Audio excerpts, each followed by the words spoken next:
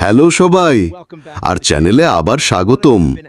আপনারা অনেকেই জিজ্ঞাসা করছেন কেন আমি ক্যামেরায় এত কম ধরা পড়ি। এই কারণেই আপনারা মানুষ আমাকে কখনো দেখতে পান না। হ্যালো।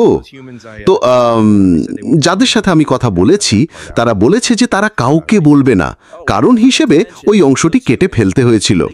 ও, আর আমি বলতে ভুলে গেছি, সেই মানুষগুলি তারা আমাকে তাদের ফোনও দিয়েছে, সব সময় ভ্লগগুলি চালিয়ে যেতে সাহায্য করে। বন্ধুরা, মজার তথ্য, বিগফুট ব্যাঙের বিষ থেকে মুক্ত। এই ছোট্ট লোকটিকে দেখছো? ঠিক আছে, আজকের জন্য এটাই যথেষ্ট মজা। আমার কুঠারটি মেরামত করার সময় যেমনটা তোমরা দেখতে পাচ্ছ, হাতলটি ছিঁড়ে গেছে।